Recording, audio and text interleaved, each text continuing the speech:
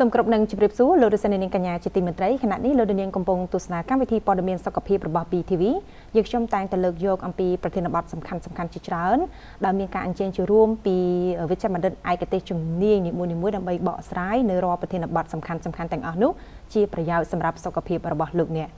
ตุสนากิจนึกน้องแคนดี้สมเลิกโยกอัมปีปัญหาจุมือตึกนมปายปนัดทาสำหรับจมือตึกนมป้าคือจีกระไดประชมมุ้ยสำหรับประชาประวัติตัวแต่งประเทศในขนมเปียกปัจจุบันนี้หอยดำใบเอากันตายฉบับบรรทามเตี้ยทาตา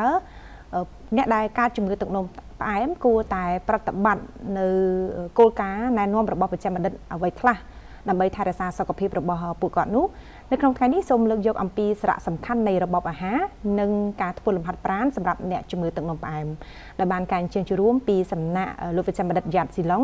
ได้ชีประจำบันดไอกระเตจมือตึกนมป้ากระเป็นหนังออกโมดในมันตีแปดการละไม้สมอนุญาตจูบจมือหนังลูกประจำบันดโดยต่อเตยจ้าจะเรียบสู้ลูกประจำบันดจ้าแต่ปัตเตอร์ลูกประจำบันดคลอบชูร่วมจมือหนังการวิธีระบบบีทีวีเรียงยูได้สักต้นจะน่าได้จ้าบาดสกสบายธรรมดา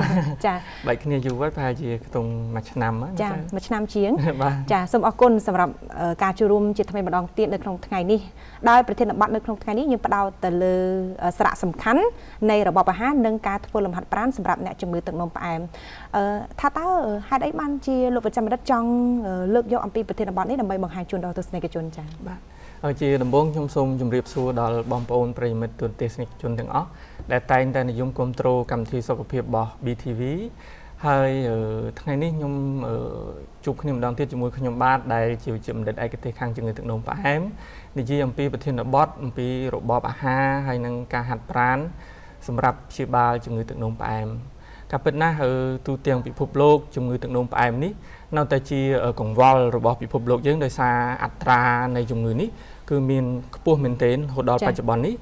ตามการศึกษาระบบสหปนตึกนมปลายปิภพโลกบ้านบางฮันทาตัวเตียงปิภพโลกยังนี้มีเนี่ยการถึงตึกนมปลายละหดดอลเตอร์บุญโรย60ใบลินเนี่ยละหดมาดอลปัจจุบันกูไปเจอของได้ทาละหดมาดอลปัจจุบันนี้ผมตัวมีนเอาสอดนาหรือก็มัดโชว์ใบนาได้อาชีบาลจุ่มงือตึกนมปลายนั้นเอาเชียร์ซัสใบดัดนุตีจังให้เนี่ยจุ่มงือตึกนมปลายต่างอ๋อเตอแต่ก็รูปตามโกลกาในนมสกปรกบุญยางทมดำใบตัวบานสกปรกหล่อฉบับนั้นตีมุ้ยคือกวดเตอแต่ก็รูปตามวิจิตรบัญชีมินิธาตัวทนำเชียบาลตามเอาไว้ได้กรุ๊ปเป็ดกลุ่มนัดอ้อยตีปีคือการหัดปราณนั้นคือสำคัญเมนเทนดำใบช่วยกัดบันทอยจิตสกอร์บักวัดให้จำนวนสำคัญตีใบคือระบบอาหารเซ็งได้ตรำเตอสำหรับเนี่ยจมือตึกนมปลายได้ตรปฏิบัตินั้นดำใบช่วยดอลการบรรจุจิตสกอร์นั้นให้จำนวนที่บุญคือเนี่ยจมือเราโจรวมยังสกรรมในโครงการตามด้านสกปรกจิตสกอร์บักวัดก็โดยการนับจูบจมือหนึ่งกูเป็นจุดนี้ดำใบตัวบานการชีบาดอลอตรำเตอจังให้บานจีทั้งนี้ยมเลิกโยปีจำนวนสำคัญได้จีในโครงการในนวมนั้นคือการหัดปราณให้นังระบบอาหารนังเวียสำคัญนะในการชีบาลบ่อยเยอะบ้างจังปีจำนวนในขนมจำนวนบุญจำนวนแต่ยังมือเคยจะสไลด์คือเตรียมตีอเมริกาชูรวมปีเนี่ยจำเงินตัวจีเป็นสาเหตุปีจำนวนนี้สำคัญคือจีการปฏิบัติโดยคลื่นไอระบาดเนี่ยจำเงินตึกนมปลายจังเต้สำหรับระบบอาหารนังการทุบลมพัดปราณเนี่ยเป็นสระประโยชน์ของรัฐนาได้สำหรับเนี่ยจำเงินตึกนมปลายตีมุ้ยบางอย่างยิ่งปีลมหัดปราณวิจิตรพนัยมวยในโกกาสกปรกดอททมสำหรับเด็กจงือตึกนมปลายตามการศึกษาสาวชื่อบานบางฮังทาเนี่ยจงือตึกนมปลายได้บานหัดปราณคืออาจช่วยกัดบันทอยจิตสกอร์บอกว่าบานอย่างหล่อเมนเทนให้กลางปีการกัดบันทอยจิตสกอร์นี้คือการหัดปราณอาจช่วยเอาเนี่ยจงือกัดบันทอยฮันนิเพย์ในจงือใบโดมก็โดยจีอาจช่วยเนี่ยจงือเอาสระตุ่มงุ้นให้มวยวินเทียคืออาจช่วยเนี่ยจงมือเยื้องเอามีนเรียงกายสักดมมัวม้วนมีนประปวนกาปีหล่อให้บรรทายไปเลยนิเทียนนุ๊กการหัดปราณอาจช่วยเอาเนี่ยจงมือบรรทอยนอพิบสมกสมานตามตั้งจัดได้อาจทั่วไอ้กัดตัวตีนดำเนินนั่งบานหล่อจังการหัดปราณปัจจุบันสระประโยชน์เหมือนตรำแต่ช่วยบรรทอยจิตสกอร์ตีคือทานเตียงช่วยดาวสกปรกเนี่ยจงมือบานจรานันเตียนบาน បាននិយាយអំពីចំណុចលំហាត់ប្រាណនេះដូចយើងបានដឹងហើយការហាត់ប្រាណវាមានច្រើនប្រភេទថាតើលំហាត់ប្រាណបែបណាគឺជាជម្រើសល្អបំផុតសម្រាប់អ្នកជំងឺទឹកនោមផ្អែមហើយវាមានប្រយោជន៍អ្វីខ្លះបន្ថែមទៀតដែរចា៎បាទអរគុណនៅសំណួរដ៏ល្អនេះជាទូទៅការហាត់ប្រាណវាប្រែប្រួលពីមនុស្សម្នាក់ទៅម្នាក់ទៀតដោយសារអីដោយសារតែអ្នកជំងឺទឹកនោមផ្អែមហ្នឹងវាមានវ័យខុសៗគ្នាអ្នកខ្លះគាត់ចាស់អ្នកខ្លះកម្លាំងរបស់គាត់ខ្សោយគាត់មិនអាចហាត់ប្រាណដូចគេក្មេងបានទេប៉ុន្តែជាគោលការណ៍រួមគេណែនាំថាការហាត់ប្រាណហ្នឹងគឺត្រូវធ្វើឲ្យបានកន្លះម៉ោងក្នុងមួយថ្ងៃហើយកន្លះម៉ោងទៅ1ម៉ោងក្នុងមួយថ្ងៃហើយឲ្យបានយ៉ាងហោចណាស់5ថ្ងៃក្នុងមួយសប្តាហ៍ហើយដែលការហាត់ប្រាណហ្នឹងគេណែនាំថាអ្នកជំងឺគួរតែរើសយកមធ្យោបាយហាត់ប្រាណណាដែលខ្លួនចូលចិត្តទៅតាមស្ថានភាពសុខភាពរបស់គាត់ដើម្បីឲ្យការហាត់ប្រាណហ្នឹងប្រព្រឹត្តទៅបានជារៀងរាល់ថ្ងៃអ្នកខ្លះយើងរាប់ការហាត់ប្រាណនេះរាប់តាំងពីការដើរត្រឹកយើងធម្មតាហ្នឹងបើឧទាហរណ៍ថាគាត់ចាស់សុខភាពរបស់គាត់មិនមាំមួនគាត់មិនក្មេងដូចអ្នកជំងឺផ្សេងទៀតគាត់អាចដើរបានគាត់អាចរត់ត្រឹកឬក៏ដាំដំណាំអីជុំវិញផ្ទះគាត់អីចឹងទៅអាហ្នឹងគឺបានហើយមួយទៀតបើសិនជាយើងក្មេងកម្លាំងរបស់យើងមាំមួនយើងអាចលេងជាកីឡាអាចបាល់ទះបាល់ទាត់ឬក៏ការហែលទឹកជិះកង់អីជាដើមអញ្ចឹងណាហើយមួយទៀតអ្វីដែលខ្ញុំចង់សង្កត់ធ្ងន់អំពីរបៀបនៃការហាត់ប្រាណហ្នឹងគឺយើងនិយាយថាសូមឲ្យមានការស្រឡាញ់ហើយនឹងចង់ពីអ្នកជំងឺផងអញ្ចឹងណាខ្ញុំឧទាហរណ៍នៅក្រុងភ្នំពេញយើងតែងឃើញមានប្រជាពលរដ្ឋយើងមួយចំនួនគាត់ចាក់ភ្លេងរាំអញ្ចឹងការដែលយើងរាំតាមបទភ្លេងដែលគេយើងឃើញនៅមាត់ទន្លេក៏ដូចជានៅមុខរំពេចវាំងអីហ្នឹងបាទយើងរាំតាមភ្លេងហ្នឹងក៏ជាមធ្យោបាយមួយនៃការហាត់ប្រាណដ៏ល្អដែរហើយប្រជាជនភាគច្រើនដែលគាត់ទៅចូលរួមកម្មវិធីហ្នឹងគាត់ចូលចិត្តខ្លាំងមែនទែនអ្នកខ្លះគាត់និយាយទៀតថាបើអត់បានទៅរួមអីបាយអត់ឆ្ងាញ់ចាអញ្ចឹងហើយត្រឡប់មកវិញថាការហាត់ប្រាណនេះវាត្រូវឲ្យស្របទៅតាមស្ថានភាពសុខភាពរបស់អ្នកជំងឺទី1ទី2ទៅតាមចំណូលចិត្តរបស់គាត់អញ្ចឹងគាត់ចូលចិត្តអីឲ្យគាត់ធ្វើហ្នឹងគាត់ថាណែនាំគាត់ឲ្យធ្វើឲ្យបានទៀងទាត់មិនមែនថានឹកឃើញមួយខែទៅហាត់ប្រាណម្ដងវាមិនសូវមានប្រយោជន៍អីម៉ានេះអញ្ចឹងណាអញ្ចឹងមួយថ្ងៃកន្លះម៉ោងទៅ1ម៉ោងហើយឲ្យបាន5ថ្ងៃក្នុងមួយសប្តាហ៍អានឹងជាការល្អហើយប្រភេទនៃការហាត់ប្រាណដោយដែលបានជម្រាបមិញហ្នឹងឲ្យតែជាសកម្មភាពដែលគាត់បញ្ចេញកម្លាំងបញ្ចេញពលកម្មហ្នឹងអាចទទួលយកបានហើយចាអញ្ចឹងមានថារាល់សកម្មភាពទាំងឡាយណាដែលអាចបញ្ចេញញើសនិងកម្លាំងបាននោះវាអាចជាភាពល្អប្រសើរមួយដែរសម្រាប់អ្នកជំងឺទឹកនោមផ្អែមអញ្ចឹងការធ្វើលំហាត់ប្រាណនេះគឺតម្រូវឲ្យអ្នកជំងឺទឹកនោមផ្អែមគ្រប់ប្រភេទអនុវត្តតាមឬក៏យ៉ាងម៉េចដែរចានឹងវាជាការចាំបាច់ដែរបើពួកអីតាមការសិក្សាថាការដែលយើងហាត់ប្រាណធ្វើឲ្យជាតិស្កររបស់យើងចុះតែមួយទៀតអ្នកជំងឺទឹកនោមផ្អែមដែលព្យាបាលដោយថ្នាំគ្រាប់ក៏ដោយដោយថ្នាំចាក់ក៏ដោយអ្នកដែលហាត់ប្រាណធ្វើឲ្យសកម្មភាពរបស់ថ្នាំផ្សេងៗហ្នឹងវាជួយបញ្ចុះជាតិស្ករបានយ៉ាងល្អអញ្ចឹងហើយវាចាំបាច់មែនទែន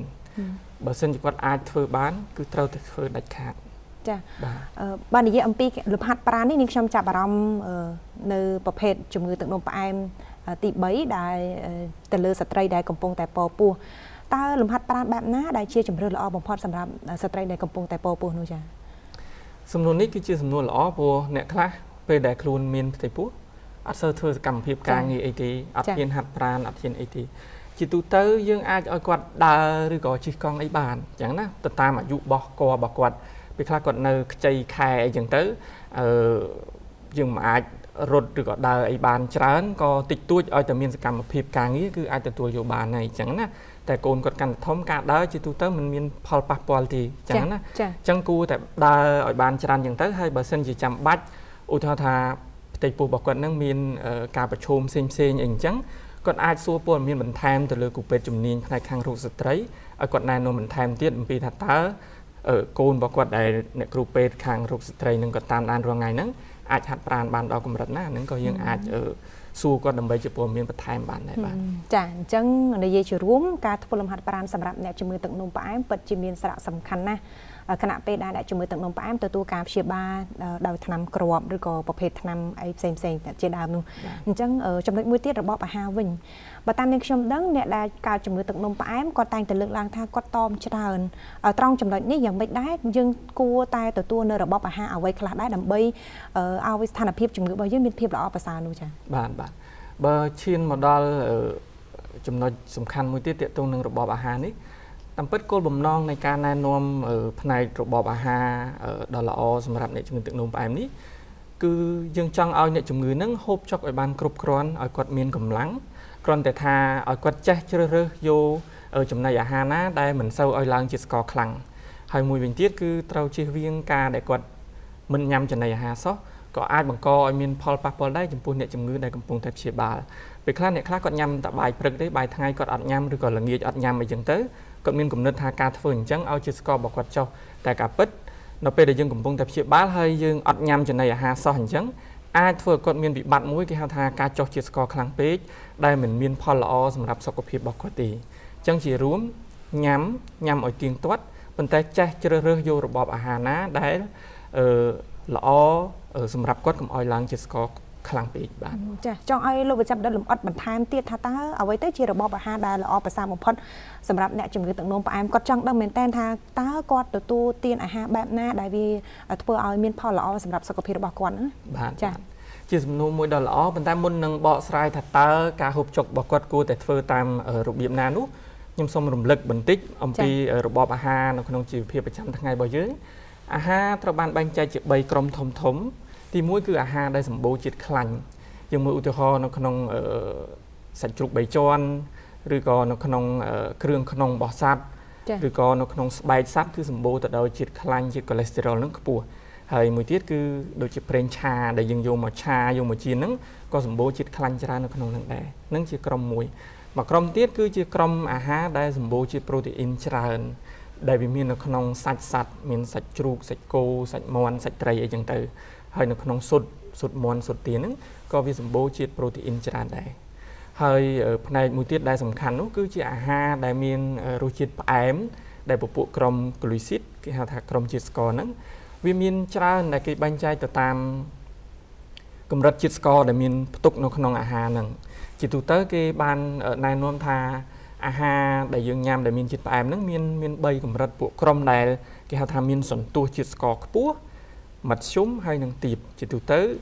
អាហារដែលមានកម្រិតជាតិស្ករទាបមាននៅលើបន្លែចាជាពិសេសបន្លែបៃតងរបស់យើងហ្នឹងគឺមានផ្ទុកជាតិស្ករដែរប៉ុន្តែសន្ទុះវាទាបអញ្ចឹងវាល្អសម្រាប់សុខភាពហើយនៅលើ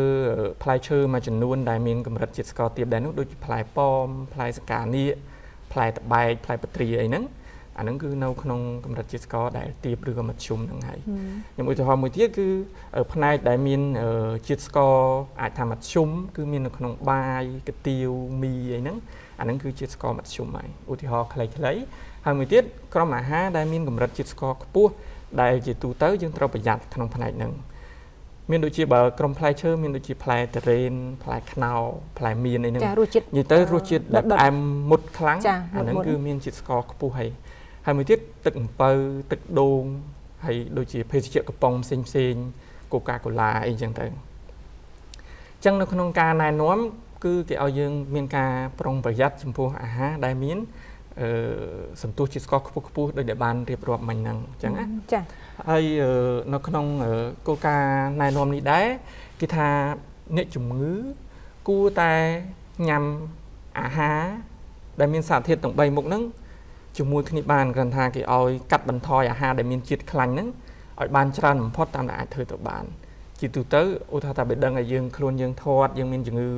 ទឹកនោមផ្អែមអីចឹងទៅកុំញ៉ាំដូចសាច់ជ្រូក3ជាន់ឬក៏អាហារណាដែលមានខ្លាញ់ច្រើនឬក៏ម្ហូបធ្វើពីឆាចៀនអីញឹកញាប់ពេក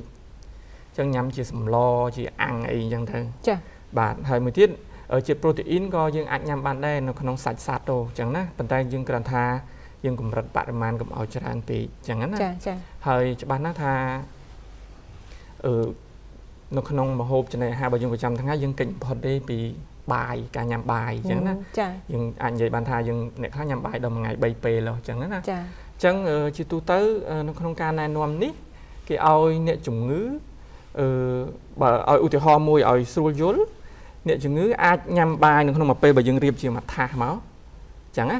ហើយយើងគេឲ្យញ៉ាំបាយប្រហែលជា25%ហ្នឹងអាចប្រហែលថាមួយដុំប៉ុណ្ណេះចឹងមួយក្តាប់ដៃរបស់យើងមួយចានហើយម្ហូបពីសាច់ហ្នឹង25%ហើយក្រៅពីហ្នឹងទៀតគឺបន្លែដោយសារអីដោយសារតែនៅក្នុងបន្លែហ្នឹងវាមានជាក្រុមដែលមានសន្ទុះជាតិស្ករទាបហើយវាអត់សូវឡើងជាតិស្ករទេអ ចឹងបើយើងបន្ថយបាយធម្មតាមនុស្សយើងធ្លាប់ញ៉ាំបាយច្រើនទោះបីគាត់កើតទឹកនោមផ្អែមក៏បើឲ្យគាត់បន្ថយគាត់ជាឃ្លានដែរចឹងណាបាទពិបាកអញ្ចឹងបើយើងបន្ថយបាយប៉ុន្តែយើងតម្លើងបន្លែបានច្រើនហើយយើងមានម្ហូបយើងពីសាច់ហ្នឹងគឺគាត់មកពេលហ្នឹងគាត់អាចញ៉ាំបានចាមានន័យថាបន្ថយបាយមែនប៉ុន្តែបង្កើននៅប្រភេទម្ហូបច្រើនទៅវាអាចទប់នៅលំនឹងពុះរបស់យើងបានចានឹងជាគោលការណ៍ដែលសំខាន់ណាជាទូទៅនិយាយឲ្យស្រួលយល់តាក់ទងជាមួយនឹងបាយម្ហូបហ្នឹងគឺបន្លែបានច្រើនអាច 50% ទៅបាយ 25 មកសាច់ប្រហែលខ្ទង់ 25 អញ្ចឹងណាអញ្ចឹងយើងញ៉ាំអញ្ចឹងទៅវាអត់សូវឡើងជាតិស្ករហើយអ្នកជំងឺគឺឆ្អែតអញ្ចឹងណាឆ្អែតហើយមួយវិញទៀតចង់បញ្ជាក់ផងដែរតាក់ទងជាមួយនឹងការទទួលទានផ្លែឈើព្រោះហ្នឹងវាក្រៅអំពីម្ហូបអាហារដែលយើងញ៉ាំហើយអញ្ចឹងណាបាទតាក់ទងនឹងផ្លែឈើគេណែនាំឲ្យញ៉ាំផ្លែឈើណាដែលមានកម្រិតជាតិស្ករទាបឬក៏មធ្យមហ្នឹងអញ្ចឹងណាដោយដែលបានរៀបរាប់ពីខាងដើមហើយអាចជាផ្លែស្កានីផ្លែប៉ោមផ្លែពត្រាផ្លែតបែកអីចឹងទៅពួកដោយសារស្រុកខ្មែរយើងសម្បូរផ្លែឈើយើងរៀបរាប់មិនអស់ទេប៉ុន្តែអ្វីដែលចង់ឲ្យណែនាំឲ្យប្រជាពលរដ្ឋយើងយកមកគិតនោះគឺព្យាយាមបើចង់ញ៉ាំផ្លែឈើយើងរកផ្លែឈើណាដែលមិនសូវផ្អែមដិតខ្លាំងអញ្ចឹងណារសជាតិស្រាលអញ្ចឹងគាត់អាចញ៉ាំបានដែរប៉ុន្តែញ៉ាំក៏មានចំនួនកំណត់ដែរមិនមែនថាហេឬលោកគ្រូពេទ្យនិយាយថាផ្លែឈើណារសជាតិស្រាលញ៉ាំបានលេងញ៉ាំសកានេះម្ដង2គីឡូអីក៏មិនដែរចាប្រហែលនឹងអាចផ្លែប៉ោមមួយផ្លែអីចឹងទៅអញ្ចឹងណាឲ្យគាត់ញ៉ាំគាត់ញ៉ាំបាយហើយអាចញ៉ាំអានឹងទ្រពពោះអីចឹងទៅអញ្ចឹងណាចាហើយបញ្ជាក់បន្ថែមតិចទៀតថាទាក់ទងនឹងផ្លែឈើផ្សេងទៀតដែលមានរសជាតិផ្អែមមុតខ្លាំងដូចទុរេនដូចខ្នុរអីហ្នឹងយើងមិនមែនថាឲ្យគាត់តមិនញ៉ាំសោះទេអញ្ចឹងណាយូរគាត់ឃ្លានអីអាចឲ្យគាត់ញ៉ាំក្នុងបរិមាណមួយដែលគាត់ចង់ទៅគាត់ថាឲ្យគាត់ចេះយកចិត្តទុកដាក់ចេះបារម្ភផងព្រោះអ្នកខ្លះគាត់ធូរធាគាត់ទិញទុរេនទុកទូទឹកកក 3-4 គីឡូអីចឹងទៅនឹកឃើញញ៉ាំជាប់រហូតអញ្ចឹងវាឡើងជាតិស្ករខ្លាំង1គីឡូម្នាក់ឯងអញ្ចឹងទៅចាមួយចំណុចទៀតលោកប្រចាំដិតសុំកាត់ប្រសាសន៍បន្តិចដោយសារតែថ្មីនេះនាងខ្ញុំបានជួបប្រទះជាមួយនឹងអ្នកជំងឺទឹកនោមផ្អែមហើយគាត់បានចូលទៅសម្រាប់ព្យាបាលហើយក៏បានសាកសួរបន្ថែមដែរចំពោះអាការៈរបស់គាត់ថាបន្ទាប់ពីគាត់ទទួលទានគ្រឿងសមុទ្រហើយគាត់ចាប់ផ្ដើមឡើងជាតិស្ករយ៉ាងម៉េចដែរគ្រឿងសមុទ្រនឹងវាមានសារជាតិអីបានធ្វើឲ្យជាតិស្ករគាត់ឡើងអញ្ចឹងតាមពិតទៅបើគិតនៅក្នុងគ្រឿងសមុទ្រធាតុផ្សំរបស់វាភាគច្រើនជាប្រភេទដូចសាច់ជ្រូកសាច់គោអីទេមើលទៅចឹងនិយាយថាក្នុងហ្នឹងមានប្រូតេអ៊ីនដែលមិនសូវជាឡើងជាតិស្ករអីខ្លាំងប៉ុន្មានទេឃើញលោថាគាត់ញ៉ាំគ្រឿងសមុទ្រហើយគាត់ផឹកភេសជ្ជៈអីផ្សេងទៀតអីចឹងទៅឲ្យឡើងតែកាពិតទៅការដែលនៅក្នុងគ្រឿងសមុទ្រហ្នឹងមានជាសារធាតុប្រូតេអ៊ីនច្រើនទៅវិញទេចឹងណាហើយតាក់ទងនឹងភេសជ្ជៈហ្នឹងផងដែរខ្ញុំសូមបន្ថែមបន្តិចបើនិយាយដល់ចំណុចហ្នឹងភាគច្រើនអ្នកខ្លះគាត់ញ៉ាំទឹកក្រូចកំប៉ុងសឹងរាល់ថ្ងៃអញ្ចឹងណាហើយនៅពេលដែលគ្រូពេទ្យណែនាំគាត់ឲ្យឈប់ញ៉ាំគ្រឿងកំប៉ុងអស់ហ្នឹងគាត់មានការលំបាកនៅក្នុងការរស់នៅរបស់គាត់ថាគាត់អត់មានកម្លាំងទេអញ្ចឹងមធ្យោបាយដោះស្រាយគឺយើងមានថាពួកភេសជ្ជៈទាំងអស់ហ្នឹងគេធ្វើមកដោយអត់មានជាតិស្ករដែលអ្នកជំងឺទឹកនោមផ្អែមអាចញ៉ាំបានខ្ញុំឧទាហរណ៍ដូចកូកាកូឡាអញ្ចឹងគេមានកូកាកូឡា0ដែលកំប៉ុងពណ៌ខ្មៅហ្នឹងហើយនិងកូកាកូឡាឡៃដែលគេដាក់ពុតទឹកប្រាក់ហ្នឹងអញ្ចឹងណាបើគាត់អ្នកដែលពិបាកនៅក្នុងការផ្ដាច់គ្រឿងកំប៉ុងហ្នឹងគាត់អាចសួរបានផលិតផលផ្សេងដែលមានលក់នៅស្រុកយើងហ្នឹងសួរគេរកមើលអាណាដែលអត់ជាតិស្ករហើយអ្នកទឹកនោមផ្អែមអាចញ៉ាំបានជាប្រភេទទឹកដោះគោអីក៏មានដែរបាទចាសូមអរគុណលោកវិជ្ជបណ្ឌិតដោយសារតែពេលវេលាយើងខ្លីដែរប៉ុន្តែចង់ឲ្យលោកវិជ្ជបណ្ឌិតជម្រាបជូនខ្លីថាតើដោយសារតែអំបញ្ញមិញនេះលោកវិជ្ជបណ្ឌិតបានលើកឡើងថារបបអាហារនិងការធ្វើលំហាត់ប្រាណពិតជាមានសារៈសំខាន់សម្រាប់អ្នកជំងឺទឹកនោមផ្អែមនៅក្នុងអំឡុងពេលដែលទទួលការព្យាបាលនោះចុះបើសិនជានៅក្នុងករណីអ្នកជំងឺទឹកនោមផ្អែមគាត់មិនបានប្រតិបត្តិទៅលើអ្វីដែលជាការកំណត់របស់លោកវិជ្ជបណ្ឌិតថាតើវានឹងមានផលប៉ះពាល់យ៉ាងម៉េចដែរហើយវាផលប៉ះពាល់ហ្នឹងកម្រិតណាដែរចា៎បាទអរគុណសម្រាប់សំណួរដ៏ល្អមួយនេះដោយសារតែយើងបាននិយាយហើយថាវាមានសារៈសំខាន់ណារបបអាហារនិងការហាត់ប្រាណបើសិនជាគាត់អត់ប្រតិបត្តិតាមការណែនាំរបស់គ្រូពេទ្យទេគាត់ញ៉ាំអីតាមតែចិត្តរបស់គាត់ចង់អាហ្នឹងគឺហើយគាត់អត់ហាត់ប្រាណអ្វីដែលជាការប្រឈមរបស់គាត់គឺជាតិស្កររបស់គាត់ឡើងខ្លាំងទោះបីជាយើងខំប្រឹងប្រើថ្នាំយ៉ាងម៉េចក៏ដោយក៏កម្រនឹងទទួលបានកម្រិតជាតិស្ករស្តង់ដារដែលគេហៅថាល្អសម្រាប់សុខភាពរបស់គាត់ណាទី1ទី2អាចនឹងត្រូវប្រើថ្នាំនឹងច្រើនលើសពីអ្នកដទៃបើសិនជាគេធម្មតាគេប្រើតិចតួចបើគាត់ញ៉ាំអីអត់តមអត់ហាត់ប្រាណអ្វីដែលយើងឃើញគឺថ្នាំត្រូវប្រើប្រាស់ច្រើនជាងមុនខ្លាំងមែនទែនអញ្ចឹង ចឹងហើយសំខាន់ណាស់ចំណុចនេះបាទចាយើងមើលឃើញអំពីចំណុចសំខាន់ដែលលោកប្រចាំរដ្ឋបានលើកឡើងហើយក៏ដូចជាបកស្រាយលម្អិតបន្ថែមទៀតពាក់ព័ន្ធទៅនឹងរបបអាហារទៀតនោះយើងមើលឃើញថារៀងស្មុគស្មាញបន្តិចប៉ុន្តែទាមទារឲ្យអ្នកជំងឺត្រូវស្វែងយល់បន្ថែមថាតើរបបអាហារមួយណាដែលវាសមស្របទៅនឹងស្ថានភាពជំងឺរបស់យើងនៅក្នុងពេលបច្ចុប្បន្ននេះសូមអរគុណចុងក្រោយនេះតើលោកប្រចាំរដ្ឋមានជាសារអ្វីដែលដើម្បីចែកជូនទៅដល់ទស្សនិកជនបន្ថែមទៀតដែរទេចា៎បាទសូមអរគុណហើយអ្វីដែលខ្ញុំត្រូវបន្ថែមពីលើការប្រតិបត្តិទាក់ទងជាមួយនឹងការហាត់ប្រាណក៏ដូចជាការតមចំណីអាហារហ្នឹងអ្នកជំងឺទាំងអស់ក៏ត្រូវតែយកចិត្តទុកដាក់អំពីការជក់បារីដែលជាគ្រោះថ្នាក់មួយដ៏ធំសម្រាប់សុខភាពរបស់គាត់អញ្ចឹងអ្នកដែលយើងមានជំងឺហើយឬក៏អ្នកដែលមិនទាន់មានក្តីការជក់បារីហ្នឹងគឺមានផលប៉ះពាល់ដល់សុខភាពរបស់គាត់ខ្លាំងមែនទែនហើយមួយទៀតសម្រាប់អ្នកជំងឺទឹកនោមផ្អែមគេណែនាំថាក្រៅអំពីការទទួលទានដ៏ល្អការហាត់ប្រាណនឹងហើយគេឲ្យគាត់នឹងហូបចុកអីឲ្យបន្ថយប្រៃបន្តិចផងហើយមួយទៀតឲ្យទទួលទានដំណេកឲ្យបានគ្រប់គ្រាន់យ៉ាងហោចណាស់ពី6ទៅ8ម៉ោងក្នុងមួយថ្ងៃក៏មានការចូលរួមជួយដល់បញ្ហាសុខភាពរបស់គាត់ផងដែរហើយបន្ថែមពីលើនេះទៀតខ្ញុំគ្រាន់តែទាញអារម្មណ៍ថាអ្នកដែលមានជំងឺទឹកនោមផ្អែមហើយការចូលរួមរបស់បុគ្គលផ្ទាល់ជាមួយនឹងគ្រូពេទ្យគឺមានសារៈសំខាន់ណាស់ព្រោះអត់អាចមានគ្រូពេទ្យទៅហាត់ប្រាណឬក៏ទៅតមចំណីអាហារជំនួសយើងបានទេអញ្ចឹងគឺទាមទារឲ្យមានការចូលរួមពីអ្នកជំងឺហ្នឹងឲ្យបានខ្លាំងក្លាមែនទែនដើម្បីផលប្រយោជន៍គឺបានទៅអ្នកជំងឺទេបាទចាសូមអរគុណលោកប្រចាំបណ្ឌិតនៅក្នុងថ្ងៃនេះដែលបានចូលរួមក៏ដូចជាបានលើកយកអំពីសារៈប្រយោជន៍នៃរបបអាហារក៏ដូចជាការធ្វើលំហាត់ប្រាណសម្រាប់អ្នកជំងឺទឹកនោមផ្អែមនិយាយជារួមយើងអាចនិយាយបានថាការចូលរួមដែលផ្ទាល់ពីបុគ្គលដែលជាអ្នកជំងឺគឺពិតជាមានសារៈសំខាន់ខណៈពេលដែលកំពុងតែទទួលការព្យាបាលជំងឺទឹកនោមផ្អែមពីវេជ្ជបណ្ឌិតជំនាញនោះសូមអរគុណសម្រាប់ការតាមដានទស្សនារបស់លោកអ្នកហើយនៅក្នុងឱកាសក្រោយយើងខ្ញុំនឹងលើកយកប្រធានបទសំខាន់ថ្មីៗជាបន្តទៀតជាពិសេសនៅតែពាក់ព័ន្ធទៅនឹងបញ្ហាជំងឺទឹកនោមផ្អែមដែលជាក្តីបារម្ភសម្រាប់ប្រជាជនកម្ពុជាខណៈនេះនាងខ្ញុំរួមនឹងលោកប្រចាំបណ្ឌិតសូមអរគុណនិងសូមគោរពលា